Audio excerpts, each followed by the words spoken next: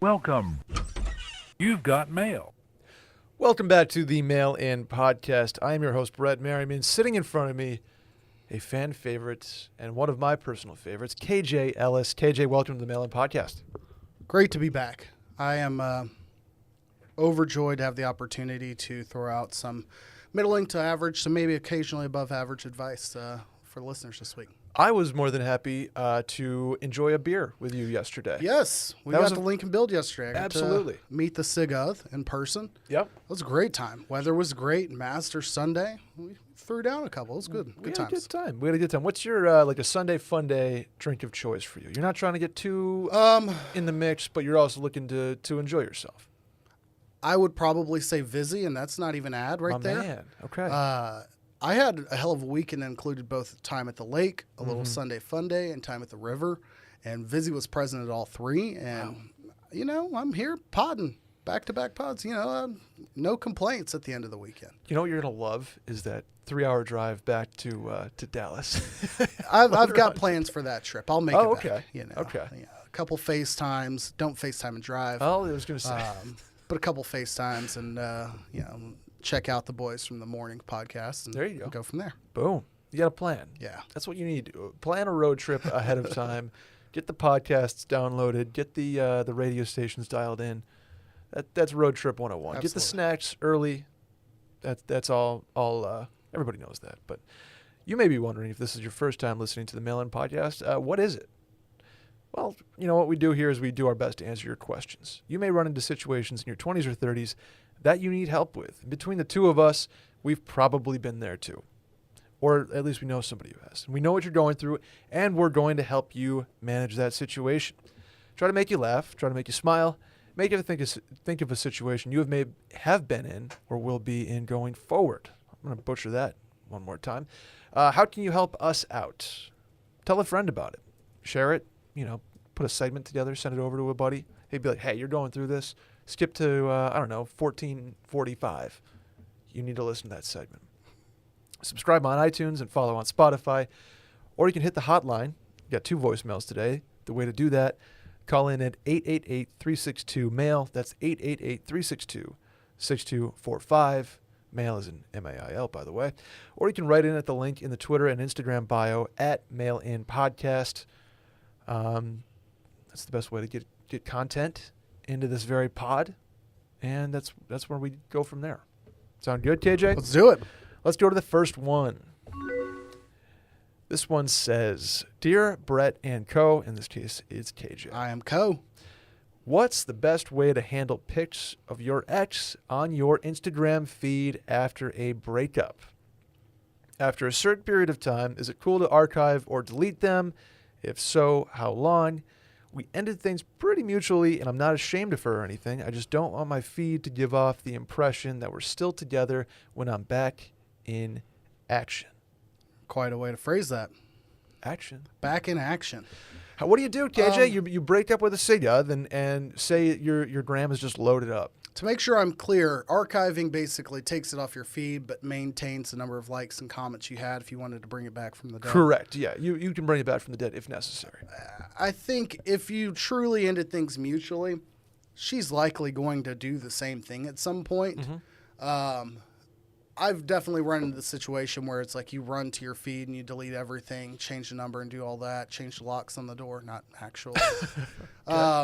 And that creates a little bit of friction if there wasn't any before then. I see. So you just, see you're already clearing out your feed, and it's like, I've got more time on my hands. Of course I was going to do some spring cleaning. Yeah. Sorry, I don't have to watch Downton Abbey with you tonight.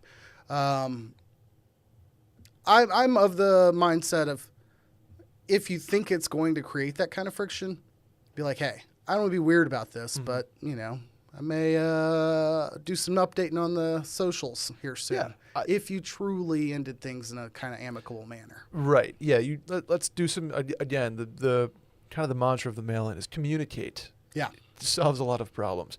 I think I have a couple rules for this. All right. One, the most recent picture cannot have your ex in it. If you are moving on. If you are ready to like get back out there, because Instagram at this point is more or less your like business card in a way, or like your social business card.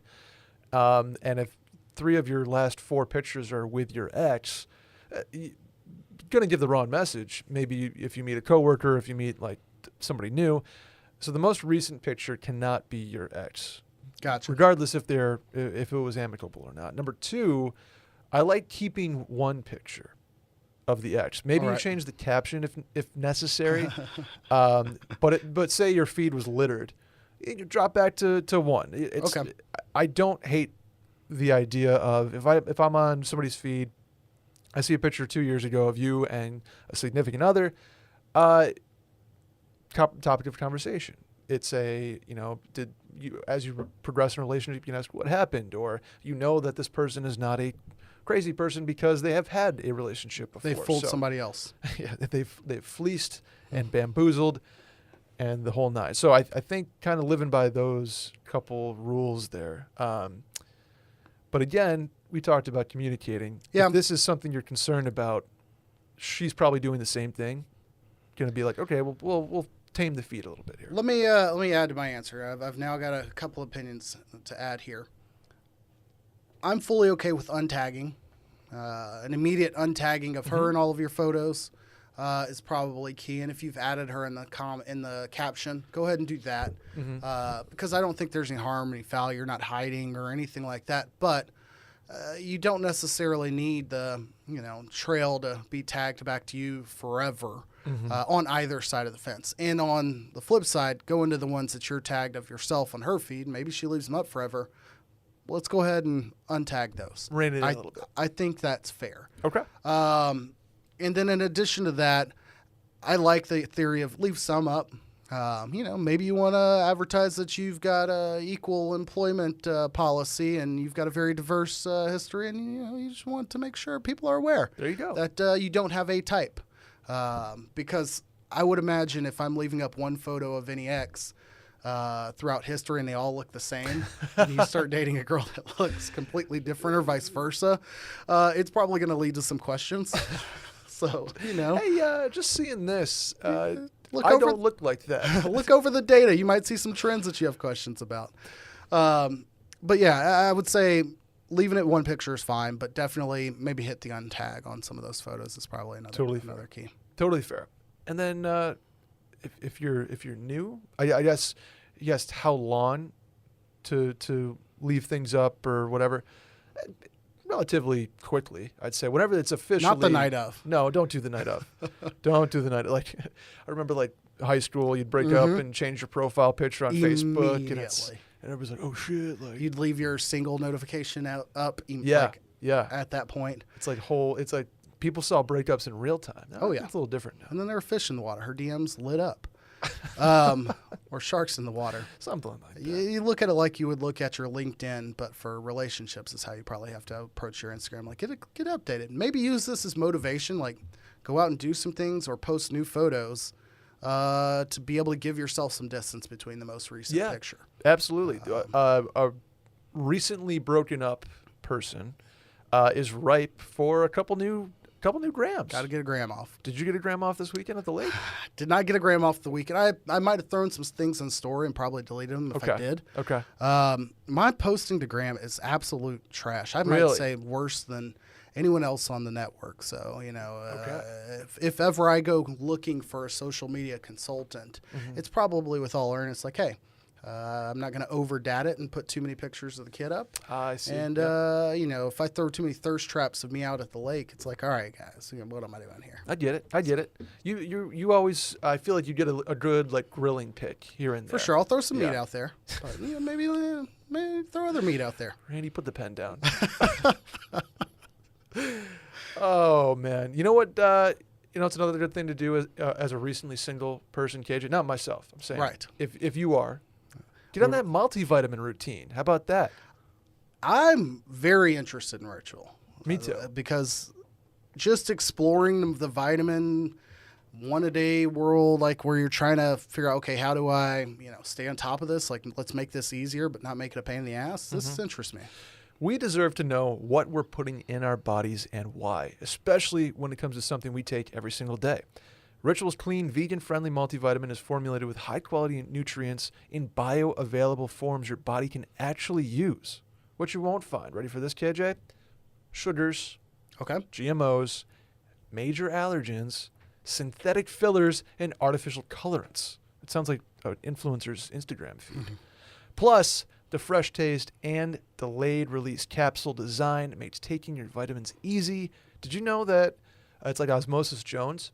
Okay, big fan. The little pellets in a Ritual multivitamin, they know to go to a non-sensitive part of your stomach, so you don't feel that like vitamin nausea feeling, especially on an empty stomach. You can take them whenever, wherever, and they smell great and taste great too. That's Awesome. key. I like it because it brings routine to my life. That, okay, I'm waking up, I'm brushing my teeth, I'm showering, I'm popping a Ritual. Hence the name, They do a good job with that.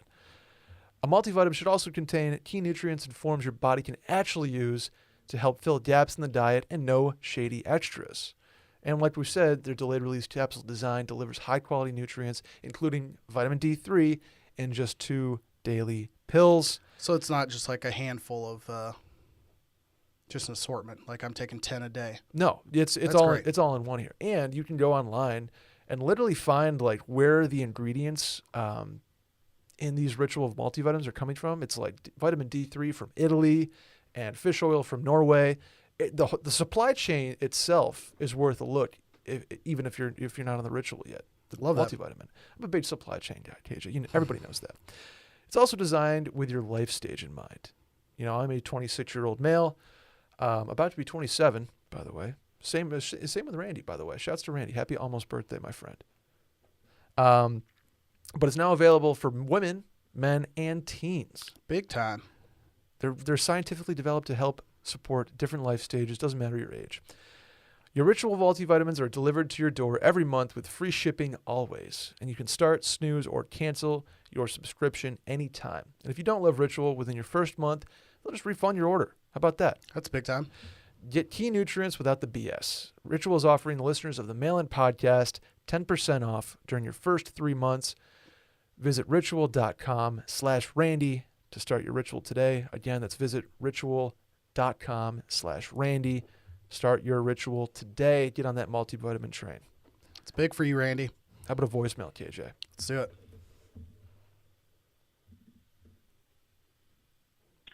All right, so I was super into this girl, and so I signed up to run the Berlin Marathon in Berlin, Germany, with her and her friend. And now it turns out that she has a boyfriend, and I'm down bad. What's the best course of action for this? I'll hang up and listen. Oh, you ever go to do something you think is like a romantic gesture, and all of a sudden you're signing up for the Berlin Marathon, and then she has a boyfriend? I feel like the fact that she has a boyfriend is the minor detail here. The fact that you made a decision to agree to go international, unless you're calling in from Frankfurt or something, I'm going to assume this is going to include, do I have a passport? Okay, yes. Is that passport in my possession? Again, yes. Is it up to date? Hopefully, yes. Will it Renewing expire a passport, within man. Holy 2 weeks crap. of the trip or 6 weeks of the departure arrival? Okay, good. Am I legally allowed to travel there during the Demi? Maybe, questionable. Do I have my shots? There's a lot of questions that should have been asked and probably have to be answered in order to go into this event. You're thinking logistically. This guy was at a bar with a girl he liked and wanted to impress her by saying, I'll run that with you. You say you want to impress her, you say, okay, let's go to Oktoberfest. We just booked the trip. But to sign up for Das a Boot.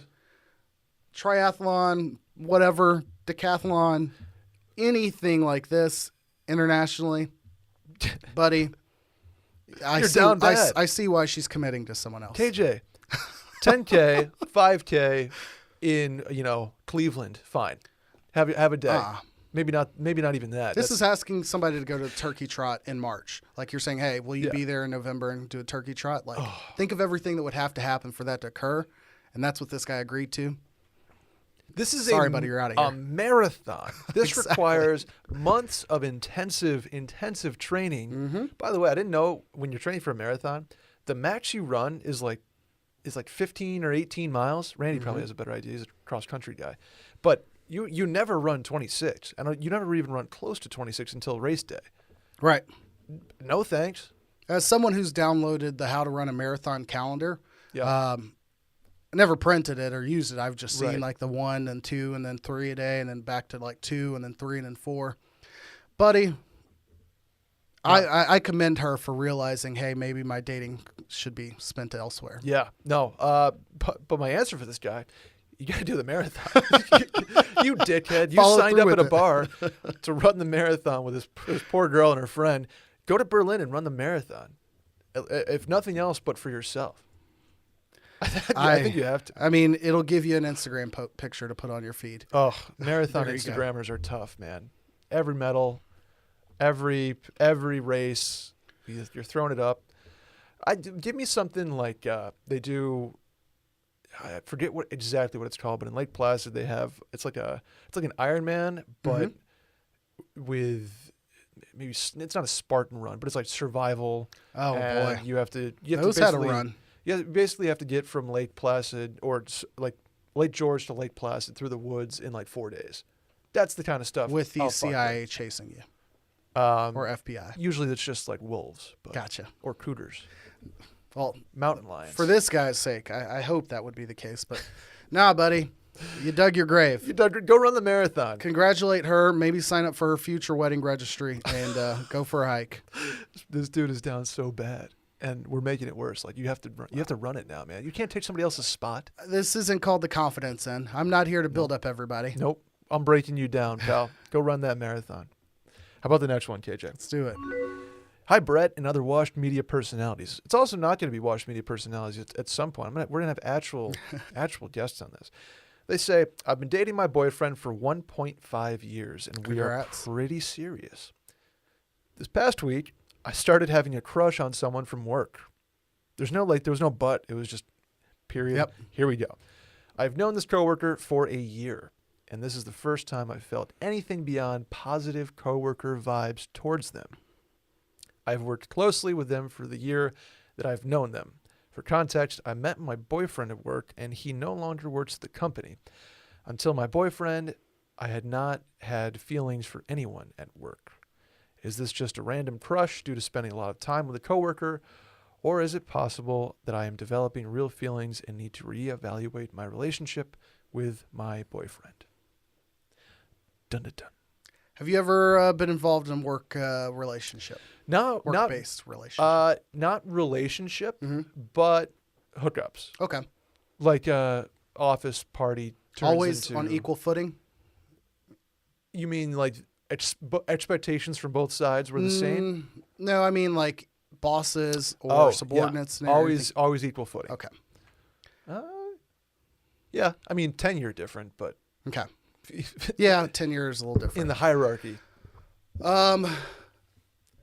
To answer this question first, before I give my, general thoughts on the scenario, I would say, we were talking briefly about types. Maybe your type's not a person; it's a position. I'm just really into the assistant to the regional director. Oh. And once this guy loses his job at that, will show me my next my next opponent here. No, but seriously, if you've gotten to the point where you feel that it's like identifiable that you have feelings, it's fine.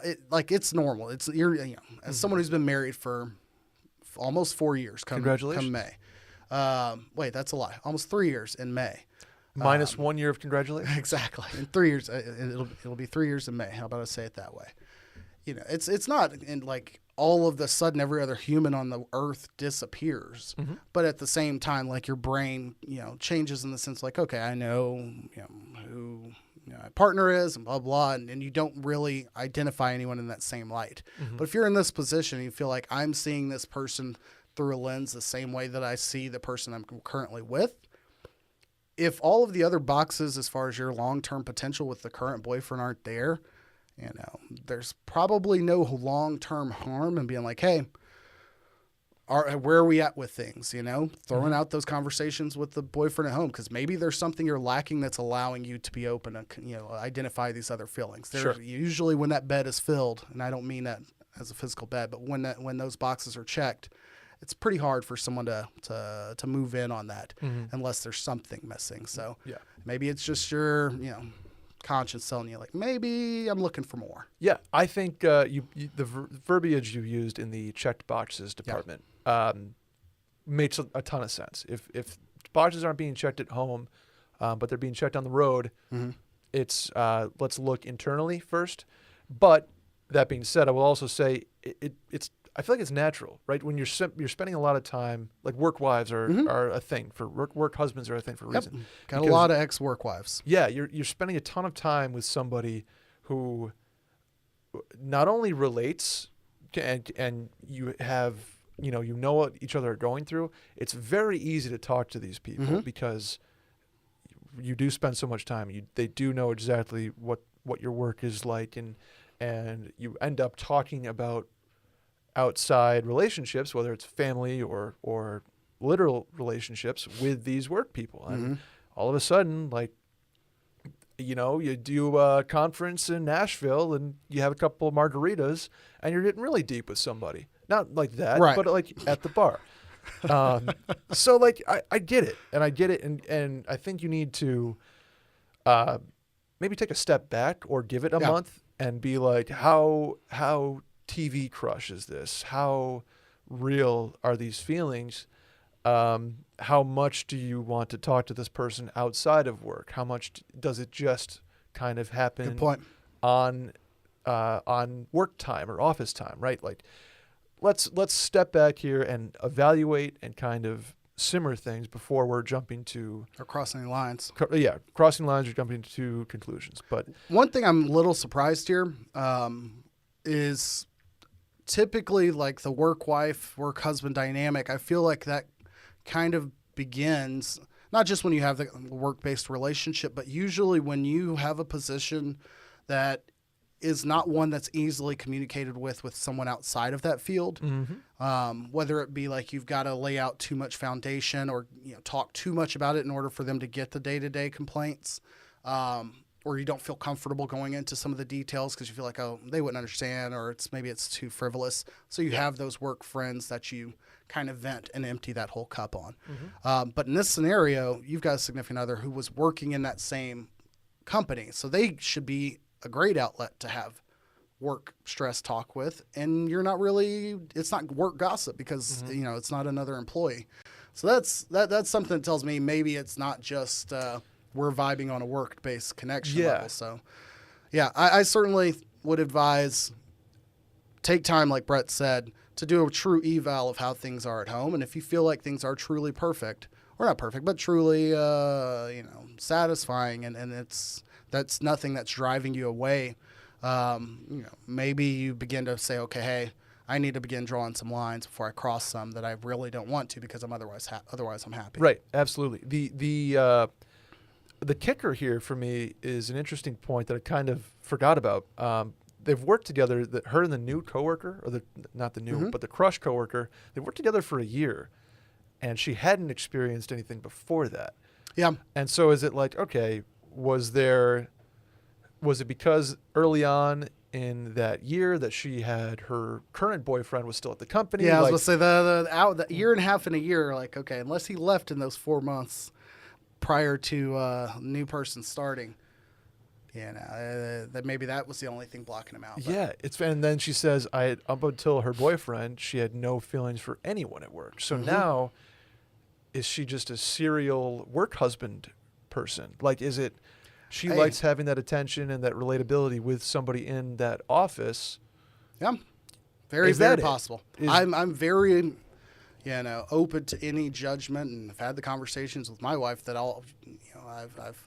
I've had several, strictly platonic work-based relationships with members of the other sex. And it's never crossed any lines or become any sort of an issue.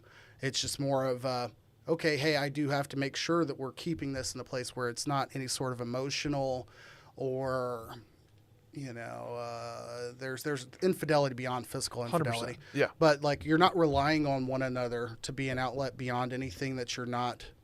Your priority isn't your own, relationship. And the fact that this is at 1.5 years, I don't know why I said it that way, year and a half. It's written that way, so I said it that way. Yeah. It's important to me. We'll hear a lot of these questions from people who've been dating for 6 months or 9 months or 12 months.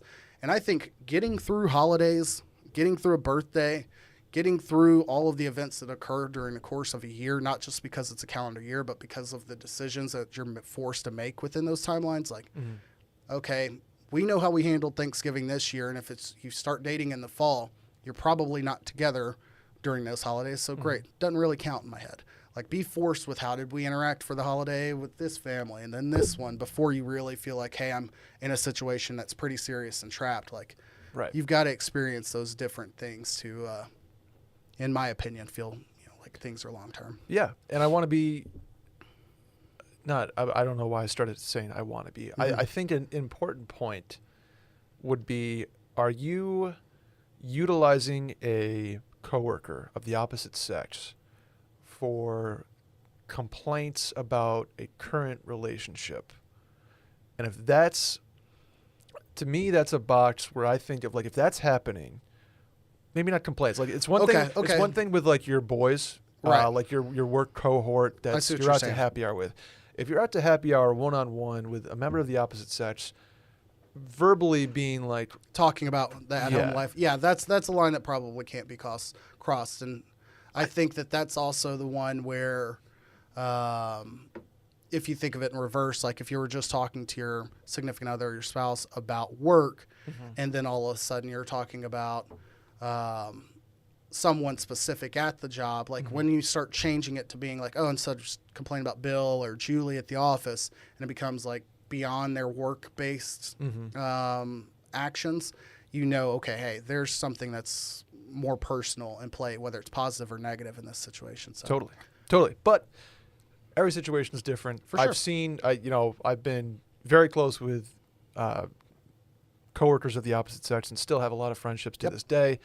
That Rule are number one, extremely don't have sex platonic. with them. And what's the don't dip the pen in company ink, don't shit where you eat. All those adages exist for a reason. Obviously, there are exceptions to the rule, but I guess I should clarify. My general statement there is not to nix all work-based relationships. I'm saying if you intend for this to be a platonic relationship, the key to that is not to have sex with them. Bingo. That was a perfect distilled answer to this entire thing. I could own up to some work-based relationships, but we'll talk about those another day. Ooh, let's do it. Mail in after dark. There we go. Patreon tier. Speaking of happy hours with coworkers, yes, it's not a bad addition to any happy hour this summer, KJ. It is the season of Vizzy. How about a bucket of Vizzies? You are absolutely right. I've been lately, I grew up in a beer distributing family. My dad has distributed beer for 30 plus years at this point. So I notice when I'm in the sections, right, of grocery stores or gas stations, what jumps out to me? How are things just constructed? Who is doing a good shelf job? space? Who's getting prominence? You know who does it better than anybody? Vizzy. Oh yeah, Vizzy. In a sea of, I'll just say this: white boxes. 1,000%. There is an orange box that just kind of it welcomes you in and says, "Hey, let's party. Let's have a good time." That's what Vizzy does. The option of a hard seltzer with something extra makes your choice easier as you're walking down that very aisle, right? As the first hard seltzer with antioxidant vitamin C, Vizzy brings something unique and delicious to the table. There's copy here, right, KJ? But like Vizzy's just awesome. I have enjoyed a Vizzy on a golf course. Yep. I've done a Vizzy on a boat. I've done a Vizzy on a road trip, not driving, but as a passenger. I've done a Vizzy at home just by myself watching a Sabres game. I've done a Vizzy on the patio. Yeah, Vizzy on the river this weekend on the lake and during the Masters Sunday. So it crossed all those lanes in a very satisfactory way.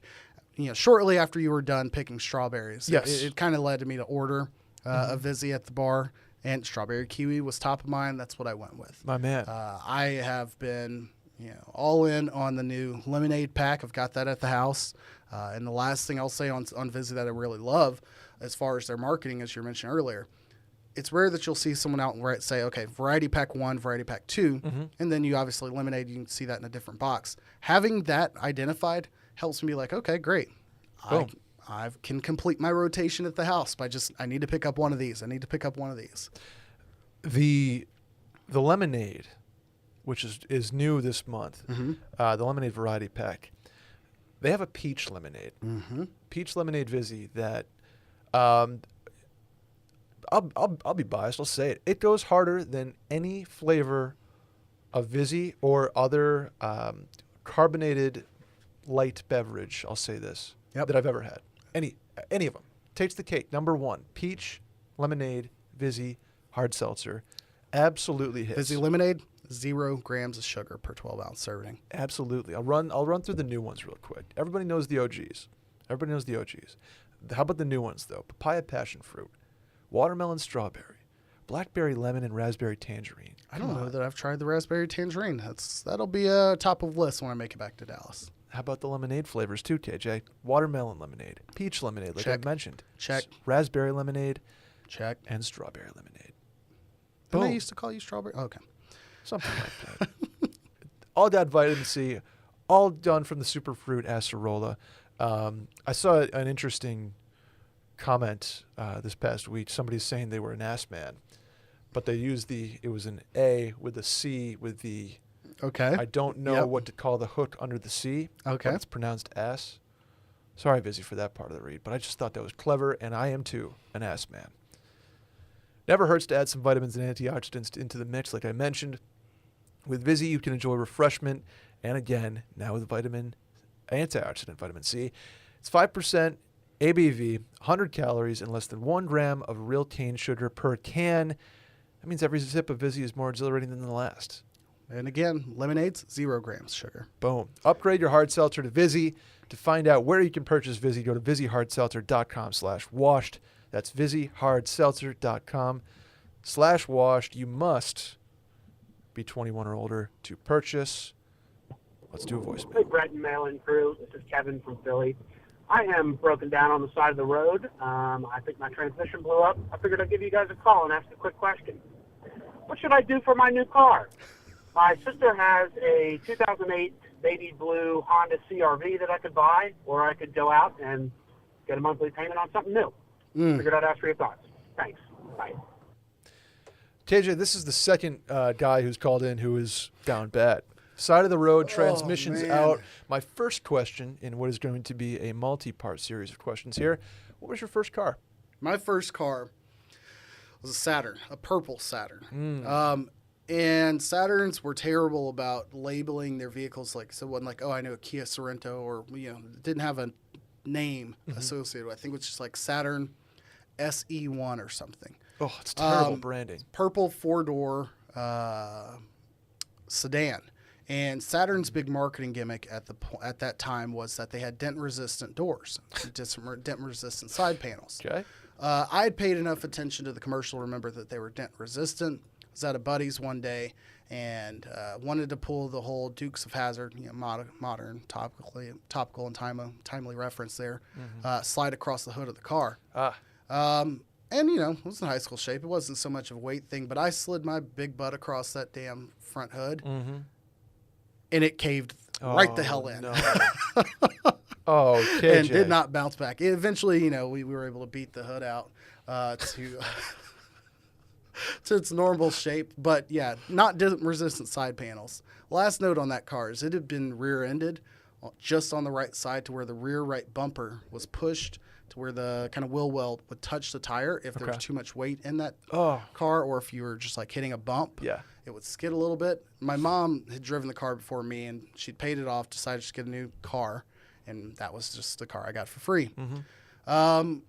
So because of that issue, I would drive teammates home from school and other friends home from school, but if there were too many of us, the tire would rub and you would smell this burning rubber smell. Oh, my God. And combine that with the fact this radio had been stolen out of it, I had eventually had to print off rules of riding in my car that included, One specific person that was too large to sit in that side of the car without it rubbing consistently could not sit in the back seat.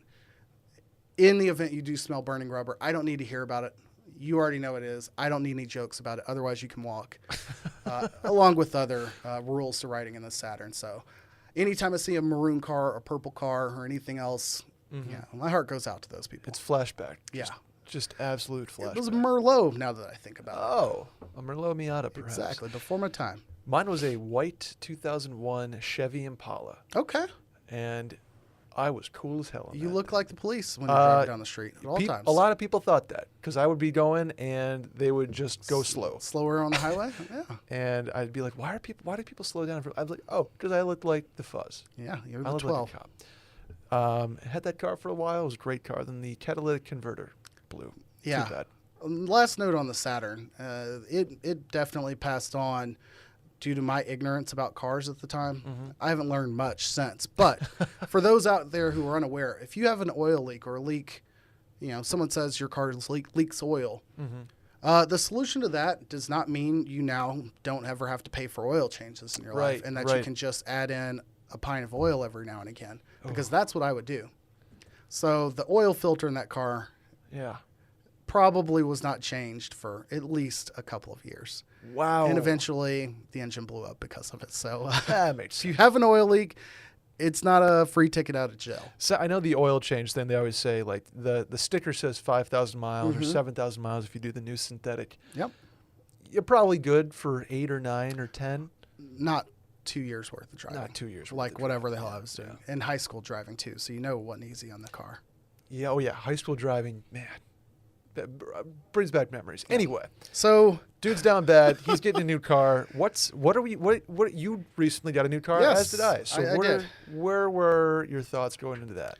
I would say if you're in the position that your car just blew up and that one of the options you're presented with is an '08 CRV, Baby blue, baby. the baby blue part, could be kind of swag, but, without taking any unnecessary shots about a guy's, in a bad spot here, I would say take the cheaper option, stack some bills, and then get what you want, at least for a good 5 to 6 months. Because it sounds like he does not have a car payment right now. He has the other option for continuing to have no car payment. Yeah.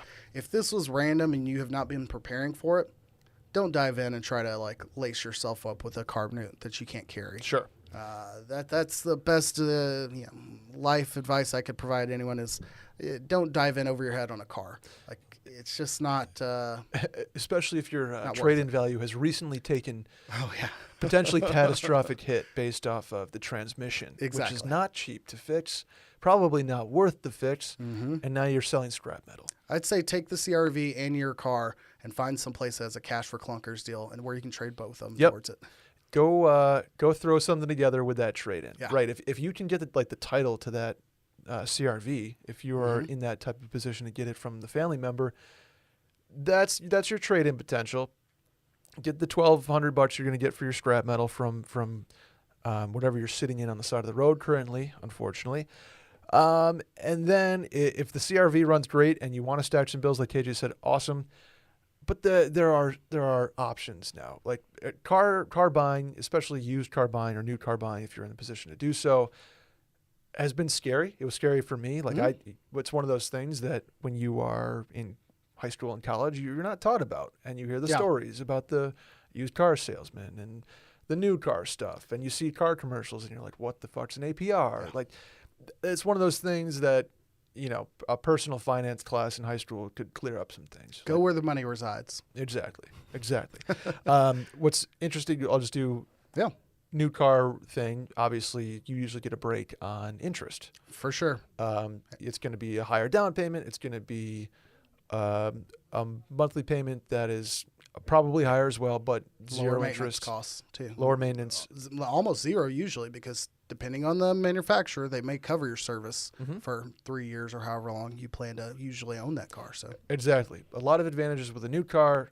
Disadvantage being, like they say, the old adage again, you drive it off a lot and cut in half for 10 grand or whatever they say. I went with a recently shouldn't say like 2017. Yeah. So it wasn't new. It was used one time, one car owner. It kind of found a good sweet spot, built in Mine was 2018. what I was going to be able to afford, ready to upgrade, turned my car in before it ran into major mechanical problems. I was like, okay, I'm probably ready for this.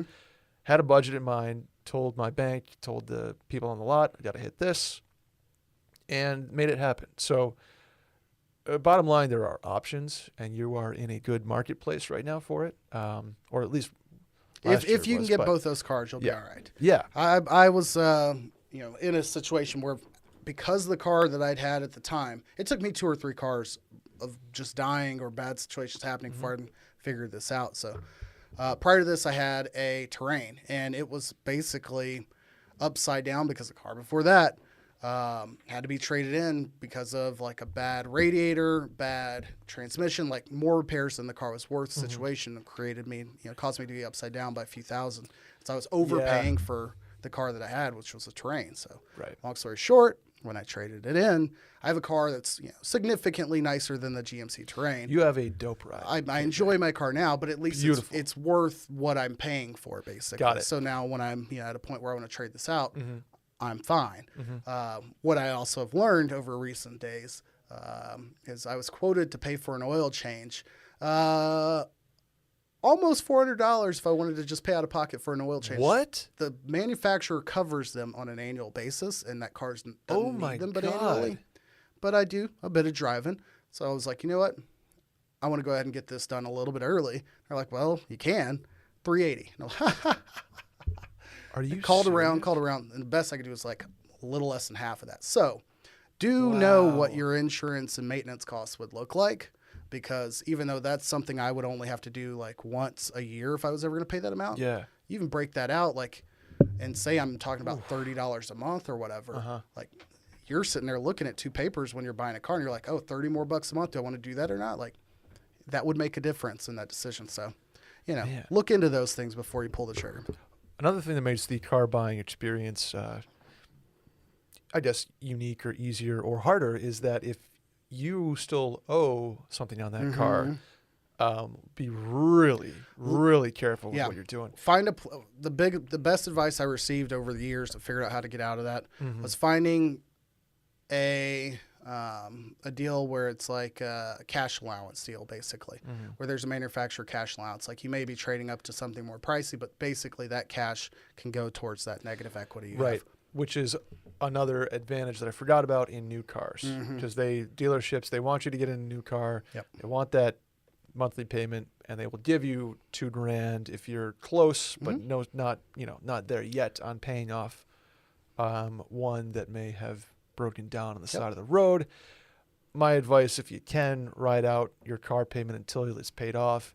Then you get that full trade-in value that you can put towards the new thing or used thing. Advantages to everything, a lot of options. Get that new car and use it to drive the hell out of Philadelphia, because that place sucks. I'm kidding. Oh, goodness. I'm kidding. Spoken like a man who's never been to Chicky and Pete's. Yeah, I've only been to Philadelphia like any extended period of time, like one time.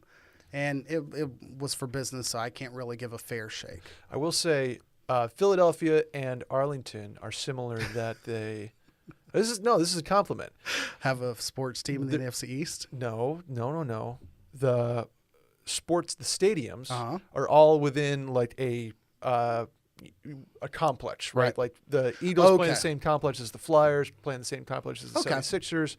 So the Phillies and Eagles are nearby one another? Parking lot across. Okay. Yeah, they share, and the Phillies. Like the Rangers, Cowboys. Gotcha. Yeah, exactly. So they have Xfinity Live, which is basically Texas Live on steroids. St. Louis has one as well. I believe Kansas City has one as well. So I enjoy when sports teams, and I'm sure cities do it on purpose. They're like, okay, we can build a sports light rail that drops 1 million people off and brings it back, type of thing. So funny thing is, Arlington, Texas, largest city in the nation without public transportation. So being located between the 2 big hub cities in DFW with no public transportation makes no sense, and they could have solved it for years. You would think that there is a corridor that's ripe for the taking if there. only Jerry Jones didn't own all the parking lots. So those parking dollars, why would I want to give that away to public transportation? Facts. Makes a lot of sense there, KJ. What do we got next? That was a fun one. I'll talk. I'm a car guy. You know that. The next one is, hey, Brett and KJ. This past year, I've played around with the idea of getting more into golf. As someone who is the, in quotes, goes golfing once a year with their dad guy, end quote, I was wondering what your recommendations would be for the do's and don'ts of getting into the game. Also, as someone who doesn't have their own set of clubs, I don't want to break the bank, but also don't want the cheap Wilson clubs at Walmart. So any recommendations on great starter sets would be good. Wilson just getting crushed there. That's a shot. Unnecessary shot. Great baseball. Lead great off baseball here gloves. as someone who certainly does more golfing than I do. Yeah, so I'm happy for you, but I wanted to include because I know KJ has toyed around with the idea of getting more in. There's a certain video out there. I was actually checking my wallet to see if I still had the gift card. I was gifted to go get golf lessons because it sat in my wallet for so long. And I think, in fact, I actually took it to the pro at the clubhouse, signed up, and that's where the effort has been hauled. I see. Okay. But this is awesome. So recommendations would be for dues are you can go to Dick's Sporting Goods or Golf Galaxy and get a set that's $400 for an entire set of clubs, $300 even, that is not your Wilson BS set, right? Like you don't want to go all out yet. Don't go get fitted yet. Don't be the guy that goes out and spends $5,000 on a ski jacket and skis once a year. Right. You're going to need a starter set. Go get something that's fun and in your budget, and then hit the driving range like a motherfucker. Okay. That is my biggest advice because one, it's a gigantic stress relief. Hitting golf balls is so fun, a way to relieve stress. Two, get a friend. Could be a coach, could be lessons. Obviously, lessons are the no-brainer thing here, but they can get expensive, and a lot of the times people don't like to start with brand newbies because it's expensive for them, their time to be used elsewhere, etc. So get a friend who plays golf. That's the easiest way to start. Like Caroline, for example, loves to get into golf a little bit. Take her to the driving range and work on 3 things, not 12, but 3 things. Here's your arm, here's the club path, here's the contact point. Let's do those 3. That kind of leads into my other recommendation is don't overwhelm yourself with 9 things your first day. Get 1 down. Okay. I'm going to get the left arm straight down. That's all I'm going to work on today. I don't care where the ball goes. I don't care with the spin and how well I hit the ball. I'm just going to get my left arm in the right spot. And then the next day you put, okay, I'm going to get my feet in the right spot or the club at address or extension, right? Like, do not overwhelm yourself with 9 things because I promise you in 3 years when you are getting pretty good, that's when you overwhelm yourself with 9 things and go on a swing journey that you stop prematurely because, it's getting too much. And I have not touched a club in 4 months. So I want total reset method. That's brutal. Don't try to learn by golfing. Okay. If that makes sense. No, that does. I was going to ask that question about, when do you stop tinkering and just say, okay, just go play around and you'll begin to identify golfing at a course is so frustrating as it is to go out there when you haven't put a swing together yet and do that to yourself. It gets discouraging more than anything. That's why take it to the range, take it to the putting green, take it to the chipping range. Okay, I was going to ask what they call that, but I do know that I see a practice green, full disclosure, on my way into my neighborhood daily. So I know that exists, and I know that there's a pitching area as well. Yeah. I should know what you would call it. Absolutely. And then get to the point where you are excited. Yeah. Because it's going to smack you in the face the first time you go and actually put pen to paper. But get excited about some sort of progress before you take it to the course and discourage yourself because it will inevitably happen. You will also hit 3 or 4 shots that keep you coming back for more, and that's the game of golf. But yeah, I've been exposed to at least, and I don't know how universal it is, but typically clubhouses or golf courses will have a ready, set golf program available for 50 or 60 bucks where you can go out there for, it's not really fully lessons, but it's 4 sessions, I believe. And one day they'll basically just spend with you talking about some time with you talking about like golf etiquette, you know, how to physically get around the course, get to the range and like check in and out, like those parts, which for me, that was key to know, because that approach to, okay, how do I make a tee time? Like, what do I need to be doing if I just show up at a clubhouse? Like, you know, which ones do I know I can and can't go to? Gotcha. Because they're public or private, not for other reasons.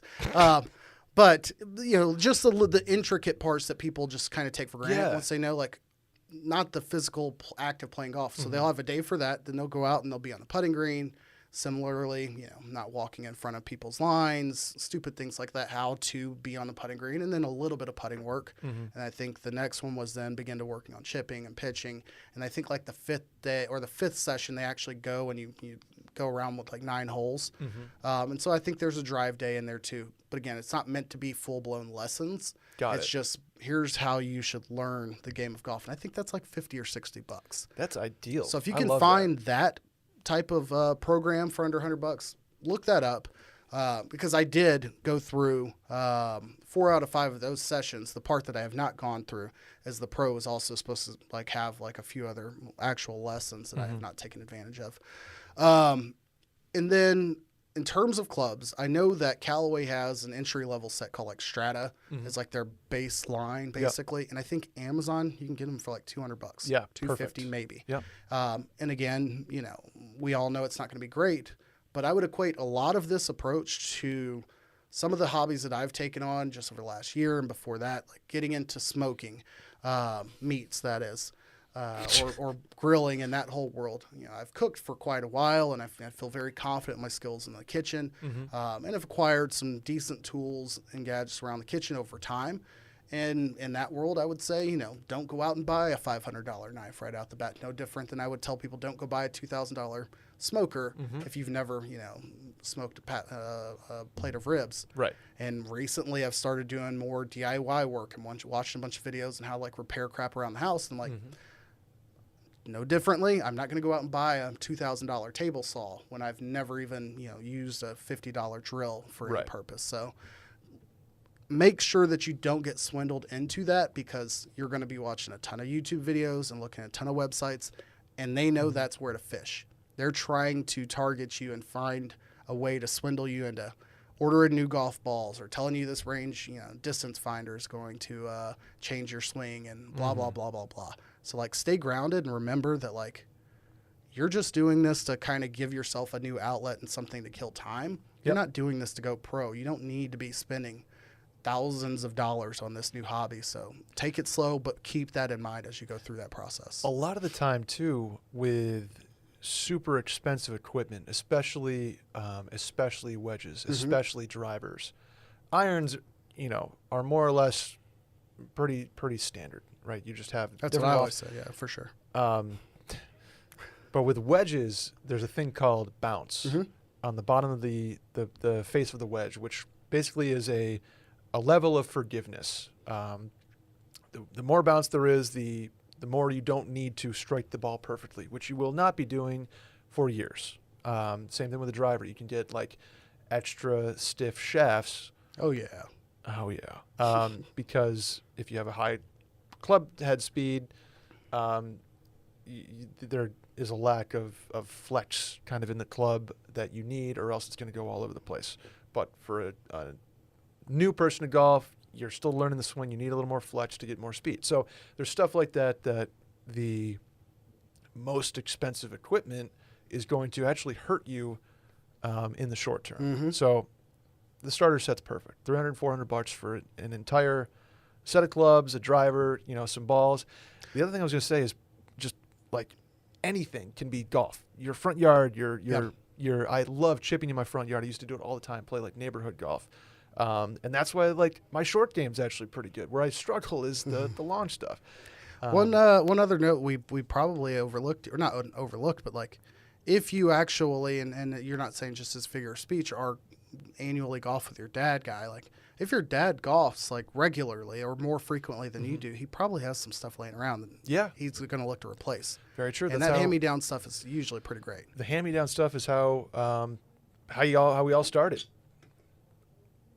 There we go. I'm gonna hit KJ with Central a plus. Texas allergies always getting me. Okay. I think we covered that pretty well. Absolutely. We're both I am, car and golf talk. For all those who've been ready for more wedding information, there you go. You get some car and golf this week. There you go. Let's go to the next one. This one comes from Anna. She says, "Hey guys, how do you work your way into a group chat? In January, I moved to a new city and made friends with people in an already existent group of friends. Mm-hmm. They seem like good people and are considerate about sending around invitations, but because they've been friends since high school, they have a group chat already that doesn't include me, and sometimes invites slip through the cracks. I just don't want to outright ask to be in the group chat because I feel like that comes off as needy/annoying, and it's not really my place because of how much longer they've been friends without me, but I do feel sort of left out. Any advice?" I love this question. Yeah. I would say successfully is probably the best way to put it. Like, transition friend groups, maybe 2 times, like fully said, okay, hey, we're done here basically. And then acquire a new set of friends and then have a separate set of friends. And a big part of that likely has come from podcasting, and a bunch of people I'm talking about were the ones I was at like the lake with yesterday. And then obviously the group that we have here. And I would say you kind of have 2 approaches that you can take here. One is on the heels of one of these trips. If it's a trip or just a night out, there's probably a difference there. Okay. Usually there's some planning or conversating that goes on about that trip that should create a group text in and of itself.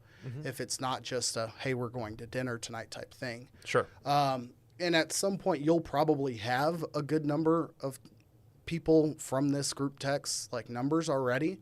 And there's nothing wrong with you just firing out a meme or something to that group text and starting it to all those people. Say you're all going to dinner. And if there's one person that's missing out that they feel is critical, they'll add them or say, hey, interesting. add, Becky in and whatever, and give the task for them to add one another.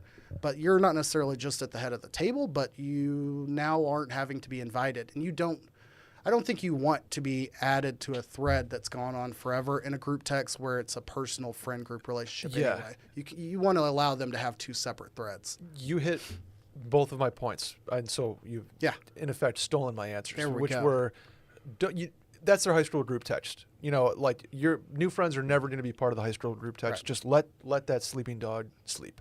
And it'll probably die out fast, or eventually too.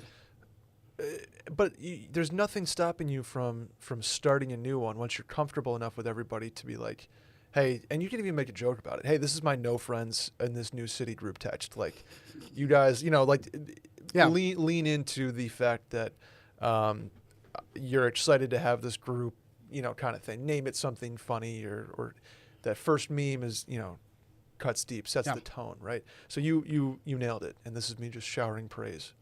I think using it to surrounding invites, if that's the big key here. Easy Hey, first step, yeah. Sunday fun day. Anybody want to go to brunch tomorrow? Yeah. And I think back to yesterday, Dylan actually fired off the question about going out, but my full intent was fire a message out. Hey, I'm going to be at the bar. Whoever wants to meet up. I think that's the easiest approach, and then you just conversations will naturally occur there. I do appreciate like Will's approach sometimes, where he'll acknowledge that he knows there are other group texts, because there are group texts where we don't want to bore the people in the too much dip group text with crap about Call of Duty. And like, there's all the conversation going on that side of the fence, and he's joking. It's not like he cares genuinely, but he will acknowledge that it exists, and I don't think there's a problem with that. So. Separate group texts are totally fine. Getting a separate one, it doesn't even have to include everybody in this high school group text, but you're a part of it. Like, we have one with and without Randy, so we can be like, all right, hey. But that's mostly because we just don't like there's work, it's work and content, and so. I'm sorry, Randy. I've been mean to Randy. We're kidding, Randy. I got to take that back. Happy almost birthday, Randy. Let me be the first. Belated? Sorry we missed your birthday, I missed your birthday? Randy off mic is saying yes. Randy, I'm sorry. Happy birthday. Randy, when's your birthday? What? Moving on. Shower thoughts, Brett. Shower thoughts, KJ. Everybody's favorite segment of the Mail-In Podcast. I have a shower thought that's has been simmering, and you could even say sizzling. Okay. I'm intrigued by the Mexican restaurant wars of East, Central, and North Texas. Oh, okay. Yeah. Hmm. It is a thing. Between, this kind of spurs from Caroline was in town this weekend, and, you say, what sounds good for dinner? Mexican food sounds good. And then it goes into Polvo's is this, and Matt's is Matt's, and Lupe is Lupe, and here we go. Around the circle we go. And I realize I find myself being like, man, I wish Austin had an El Tiempo. Mm-hmm. Or I wish, if I'm in Dallas or if I'm in Houston, I wish they had a Matt's with like an atmosphere type of thing. I wonder why there's not a standardized Mexican restaurant across the 3 or 4 metro main areas of Texas. You're wading into the Dylan Shivery. Why can't they just make the bomb-ass barbecue and Western New York? There's a faction of that, but is the queso in Houston not going to taste the same as the queso in Cedar Park? I just don't know. Yeah, I would say a few elements of, sometimes as a restaurant, you don't want to be a chain. You don't want to be known to have an outlet in all of the locations. If I look at places like Lupe Tortilla, sorry, Mike, Lupe Tortilla. Maybe I knock it down half a star because I know they have 6 locations. Got it. Okay. And so there's something to the prestige of having just the one, or when another city gets a second, it's like a big, big deal. Houston with El Tiempo, right? Right, but if there were 3 or 4 El Tiempos, like maybe that mystique would fade away because you lose consistency. You also lose like the, hey, I only get to go there every so often type thing. Mm-hmm. Same thing with Joe T. Garcia's in Fort Worth. People go there enough to where they're like, yeah, it's not that great, but the atmosphere's dope. Yes. A la Matt. That is such a pass. It is. That is such a pass. It is. It's the same, like, hey, this band is great, but I used to like their early stuff. It's just a throwaway comment about Joe T's. It's not accurate. Margaritas are good. The food's good. It's just enjoy it. I would say, hands down, Javier's in Dallas is way better than El Tiempo, and nobody at me. I'm kidding. That's not correct. I've never had El Tiempo. I've heard that take though. It's dope. Would love to give it a try. It's a higher dollar, different experience. Yeah, okay. I'm excited for the opportunity to try El Tiempo one day though. You've never had it? Never. Well, my Houston experience is very limited. Okay. I'll say that. Got it. Just to because the city sucks. Paradise. Just to Pasadena. Okay. Yeah, that's it. The reason I was simmering on it or sizzling on it was because there is a on the 360 bridge, Penny Bracker Bridge. Mm-hmm. They're at the mouth of. Oh yes, yeah. The mouth of the road that leads to Austin Country Club is coincidentally about a quarter mile from the base of the bridge where everybody rents boats and puts their boat in the water. Mm-hmm. It's not a marina per se, but it's a launch. And there's a patio restaurant for lease or for sale, right? It's got this big-ass patio, this big windows, literally at a location that I would consider perfect. And so it got me thinking of, like, what is stopping from an El Tiempo jumping into that location and creating this stud? And is it the community, like, is Matt's El Rancho going to be like, no, this is our turf? They might be in a bidding war with Wilmont's. You never know. Right. Maybe there's a tiki bar looking for a Riverside location. Hula Hut, by the way, underrated. Yes. I would say like Joe T's. I think people have gone enough to where they feel like, they get jaded. Yes. My shower thought for the episode is watching the Rangers get. This is a little bit sports related, but watching the Rangers get no hit by the Padres the other day, I made the realization that Fox Sports Southwest, the regional sports network, that used to exist, probably 11 different markets. I don't know how many, but they were recently acquired and changed to now being Bally Sports Network. And if you've seen any productions or anything of this occur on TV, Bally has a big red background with a big white cursive B as their main logo. And they will do overlays or graphics over anything and everything. And the layout of their games mistakenly lead you to believe at times that like their B logo is like a team logo. So it looks like the Phillies mixed with the Nationals and like their farm league starts with a B, like they're playing somebody. Yep. Very obnoxious. That it was very confusing, and maybe I was a little more enjoying the Saturday at the lake than usual, and visually I just could not tell the two apart. So my shower thought was that Bally Sports Network was just ruining my life experience. So I apologize for this being sports, cars, and golf, but just mix it up sometimes. We have an episode title. There you Guy go. Stuff, Sports, Cars, and Golf. I don't want you to say that. KJ loves the Will Mommy, so There know you this. go. What's funny is you think of like, well, Bally just doesn't sound like a sports network, but like It was a Fox, gym forever from two. Does Fox Yeah. sound like a sports network, or do you have to? Okay. The name But, name doesn't bother me as much as just the visuals. But again, I was on another planet and got confused, and now I'm just bitter about it. I see. Well, doesn't sound like it'll be remedied anytime soon. So this shower thought has become a shower steam from KJ. That'll do it though today for us, KJ. Do you have fun? I had a great time. Thanks for having me on. Thank you for filling in. You performed admirably. As always, great episode. Randy, happy birthday. Happy belated. Sorry, let me be the first to wish you that. Title name, Randy's Birthday Podcast. Randy's Birthday Podcast. In conclusion, hit us with a subscribe on iTunes. Rate 5 stars, review, and tell a friend in need about this podcast. Shouts to Will DeFreeze. The hotline number to provide voicemails, whether you're down bad or not, is 888-362-MAIL. That's 888-362-6245. Or you can write in at the link in the Twitter bio at Mail-In Podcast. Thanks for hanging with us. We'll see you next week. Goodbye for now, until we meet again. Goodbye.